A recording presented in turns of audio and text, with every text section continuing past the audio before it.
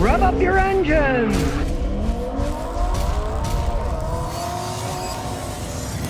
Honda Odysseys, they're known for problems with transmissions and cams in the engine. Let's look at this '05 and see what's happened to it. Now this is a 2005 Odyssey with 231,000 miles, and it's as good as the original owner because his parents owned it, then he bought it from them. So it's been in the family the whole time. Still got the original engine, the original transmission. They're notorious for transmission failure and engine cam failure. In this case, it's got 231, still the original transmission, and he just changed the fluid 1,000 miles or so ago, and he used Blackstone Labs and found out he has a little bit of aluminum inside. Now, he's going to change it one more time and see if it's helping any. There is obviously wear. It's got 231,000 miles, but it's still working pretty good. They did have an awful lot of these trannies just give up the ghost, and Honda had to replace them free. Well, this one's still going pretty good. We're going to look at data later. But this also has the variable cylinder management on the V6 engine. And he did have it disconnected. But, of course, your gas mileage will go down some. He delivers stuff all the time with his van. So he put it back in. So it goes back to getting the good gas mileage. Now on the highway, he thinks it's burning a little oil. So actually, it's completely full. So he drove 700 miles and it didn't burn any oil, so the engine's still in pretty good shape. Now we're going to start it up and listen to it. And for 230,000 miles, it sounds pretty good. Now it does have a little bit of a shake to it. We're going to check the raw data now because a lot of these engines, they had weak cams and the backside cam would wear out. And of course, then it wouldn't run right on the backside cam. And you could feel it. So we're going to put the scanner on, see what happens. So we got the scanner plugged in. So here we go. We're going to do intelligent diagnosis. Magic VIN scanner is scanning the VIN. All right, it's starting to get the info out. We want to do a smart scan. So it's going to go through all these systems. And I mean all these systems. We'll keep scrolling down. Look at all the crap it's got to go through. It's insane. You can see it's got 231,000 miles on it. You can see he even camps out in this thing. Look at that. Got a bed and everything. You can live in this thing. Little top. Guess you could put a baby up there if you want. There's all kinds of room in these. There's no arguing that. And the doors and everything still work on it. While we're waiting for the scan, it's going to take a while because it's an older car and it's got an awful lot of data in it. Like I said, a lot of these will have transmission failure problems. From my experience, this was driven by an elderly couple who were very conservative.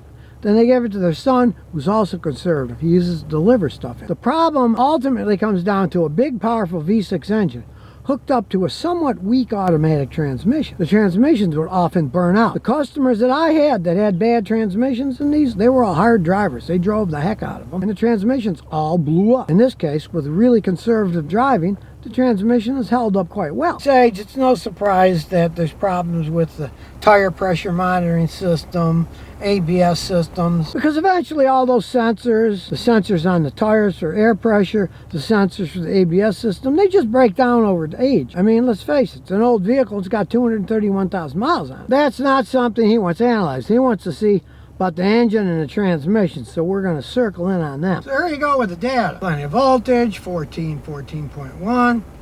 The air fuel ratio is pretty close to 1.00. It's 0.99. That's almost perfect for a car that old. The other one is perfect now, 1.99. So the engine's running quite well. It's a 6-cylinder, so let's look at misfires. 0, 0, 0, 0. They're all 0, so it's not misfiring. Here it's going through the misfire cycles. It's 0 the whole time. It'll go up and then it'll go back to 0 and start over again. But it's not having any misfires. So it goes up, the cycles.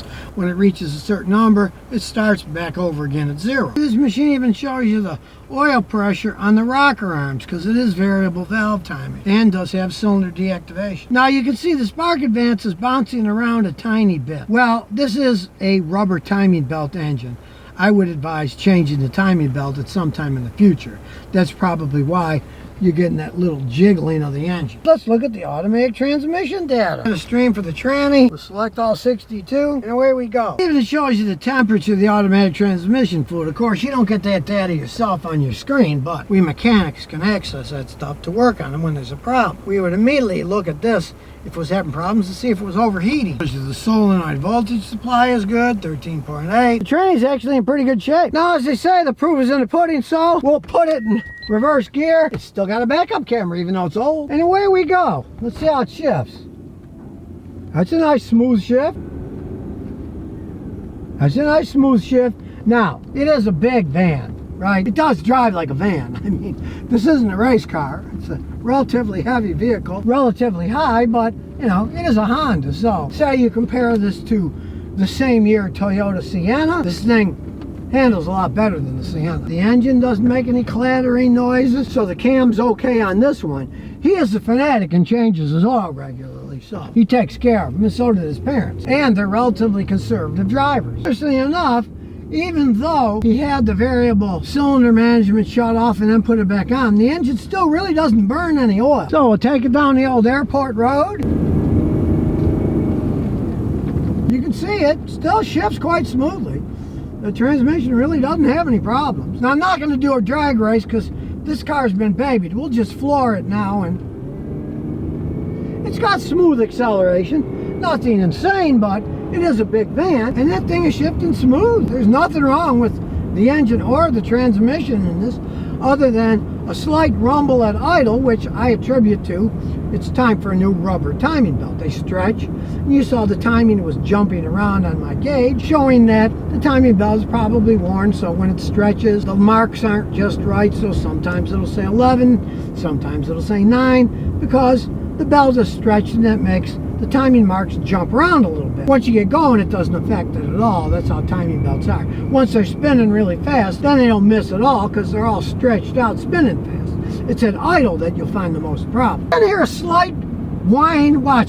Hear that? Whee.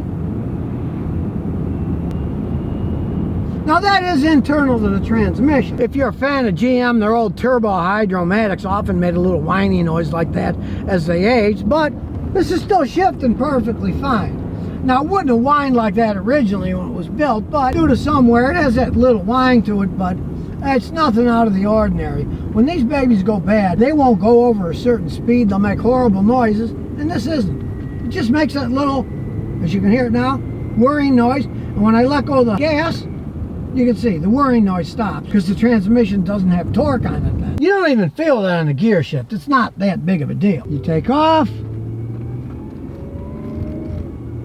Could barely feel it shift. It's still a smooth shift. The shift is still smoothing quite well. Keep the overdrive off or turn the overdrive back on. And other than that, slight whine when you accelerate, which goes away when you take your foot off the gas. The tranny's in pretty good shape. As it is, still pretty quiet going down the road. Now, the only thing big they've ever done on this was they replaced the power steering pump, and it still made a noise after they had a guy do it. And the guy told them, oh, maybe we got a bad aftermarket pump. I don't know. Well, this man's reasonably mechanical, so he checked it out himself. It turns out when they put the new pump on, they didn't put new O-rings on the lines. So he put new O-rings on it, and now the power steering, as you can see, you turn it, it doesn't make any noises. And that pump was replaced about 100,000 miles ago. All these years, I gotta say, it impressed me. There's always an exception to the rule.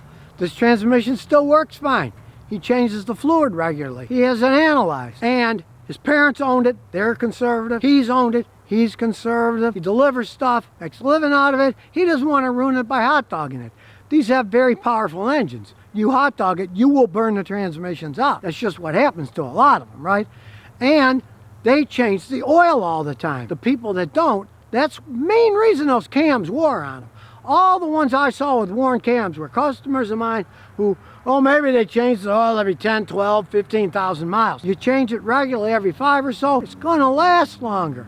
If you're looking at one of these used, you want a guy like me to check it out with a scan tool to see what kind of shape it's in. This didn't have any misfires. Yeah, it needs a timing belt, a big deal. The big problem with Hondas is all their V6 engines practically still have timing belts on them. So you gotta keep changing them. Like Toyota that went to chains decades ago, you still gotta deal with that nonsense. But in terms of, does this last? Yeah, is the transmission out?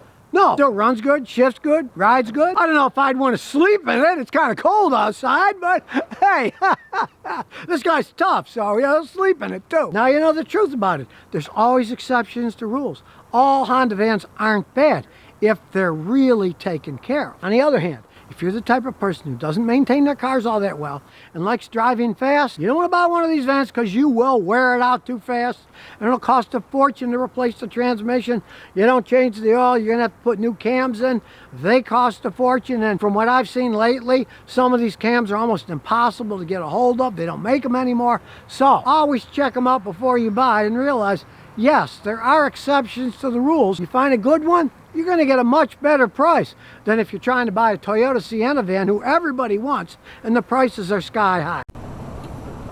So if you never want to miss another one of my new car repair videos, remember to ring that bell.